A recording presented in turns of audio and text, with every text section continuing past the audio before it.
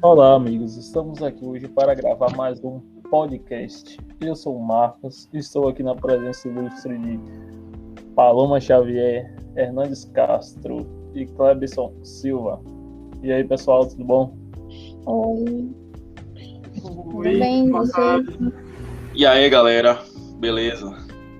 Hoje, como a gente sabe, a água é um dos fatores limitantes hoje no país água doce, no mundo, onde a maior parte da água se encontra nas geleiras, a maior parte da água doce, no caso. Então, para termos ideia, né, de como a dimensão das coisas, hoje em dia a maior parte, quer dizer, hoje em dia para se produzir 1 quilo de carne, né, é necessário 15,5 mil litros de água. Como a gente pode observar, esse é um conceito que veio lá da pegada hídrica, que é o conceito de para mensurar a quantidade de água para produzir determinado produto ou serviço. Então, hoje a gente vai falar um pouco sobre essa questão relacionada à parte de ruminantes. E estamos aqui para discutir um pouco, né, sobre isso.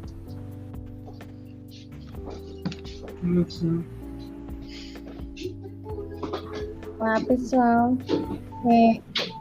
Conforme o Marcos já deu início, né, sobre a pegada hídrica, na questão dos ruminantes, né, enfatizando aos ruminantes, a gente sabe que os animais eles podem ter até 100% de densidade mais de 100% da proteína corporal, mas eles se perderem de 10 até 12% da água corporal, eles morrem. Ou seja, é de grande importância a água na vida desses animais.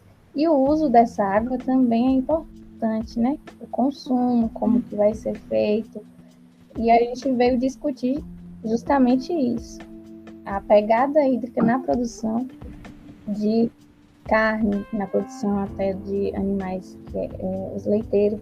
Como o Marcos disse, são 15,5 litros de água dados e 1 quilo de carne. Já na produção do leite, a gente sugere que vá menos, mas não é que vá menos. É 1.000 litros de água para produzir 1 litro de leite. Ou seja, é muita água. E a distribuição dessa água, fazer correta a distribuição, o uso é de grande importância.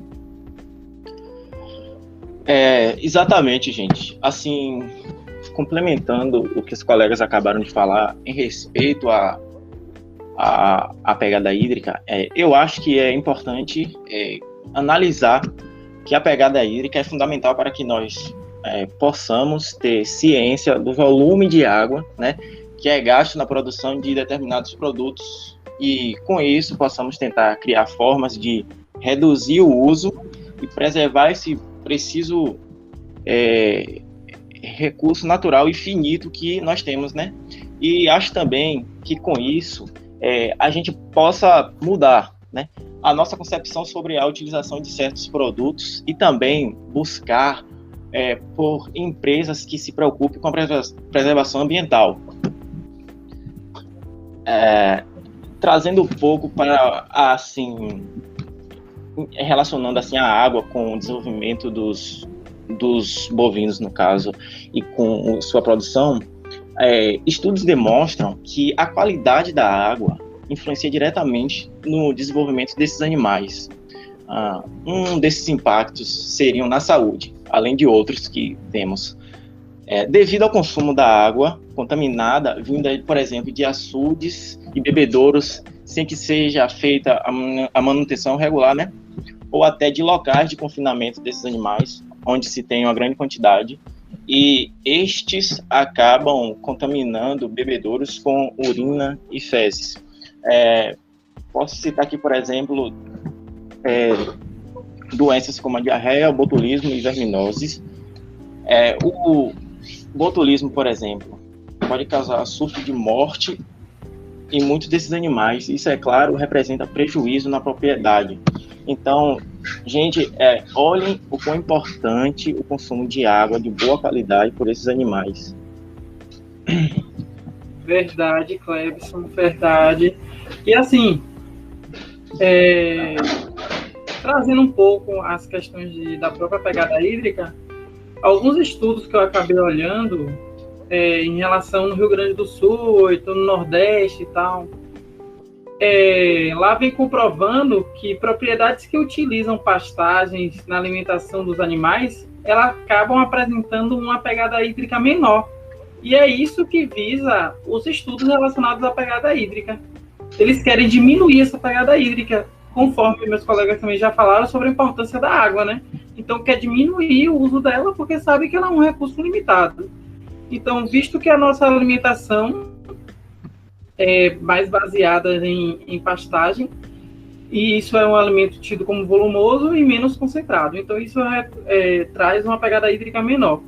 E outro ponto interessante também é que nos estudos que tem de pegada hídrica, eles citam que existem 3 tipos de pegada hídrica, que tem a pegada hídrica azul, a verde e a cinza. Mas a gente está focando na pegada hídrica azul porque é em relação ao próprio ruminante. Mas existe a cinza e a verde, e ambos os estudos estão visando um melhor aproveitamento da água. Eu acho bem importante frisar isso. E assim, o que dispõe a pegada hídrica do sul, por exemplo, é menor do que a média do país. Mas e o que diferencia uma pegada hídrica de um lugar e de outro é em relação ao sistema e à alimentação. Então, se for analisar alguns estudos que têm feito pela Embrapa, eles fazem diferentes regiões do Brasil para ver o que pode ser adaptado e diminuir essa pegada hídrica aí. Eu acho bem importante a gente falar isso, porque, como a gente sempre cita nos nossos podcasts, na aula, nosso rebanho, a quantidade de bovino no Brasil é muito grande. E ele é um ruminante, né? Então, a gente tem que atentar muitos estudos para esse lado, porque se tem muito, a gente tem que fazer um bom uso da água. Então, diminuindo essa pegada hídrica aí. Um bom uso e um bom uso consciente. E pela fartura de água, que nós temos, né? Insolação, a área peculiar, comparada a outros países, o potencial é de aumento, né, na produtividade para explorar essas pastagens. Quanto mais a tecnologia que a gente utiliza, vai acarretar na melhora, né? Exatamente. Hoje a média, assim, a gente pode observar a média do Brasil.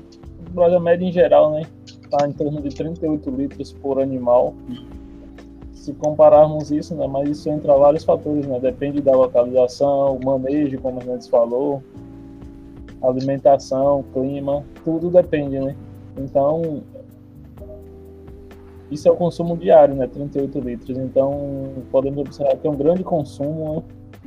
Então, a gente tem que saber usar os métodos para melhorar a eficiência do uso. Sim, sim. E aí que a importância também de diferenciar as pegadas hídricas que tem, a pegada azul, a pegada verde e a pegada cinza, é que em uma propriedade você pode analisar as 3, e dessas 3 você vê qual é o problema, qual é o que está tendo uma pegada maior, e trabalhar em cima desse problema. Isso, exatamente. Eu acho que a gente esboçou bem o assunto. Eu acho que a gente falou bem sobre a pegada hídrica, o que é, algumas propriedades da água, alguns dados, e eu acho que a gente pode finalizar por aqui o podcast, não é não? Sim, ok. Sim. Fica até a próxima. Até mais. Muito obrigado. Até mais. Até a próxima, pessoal. Até. Obrigada.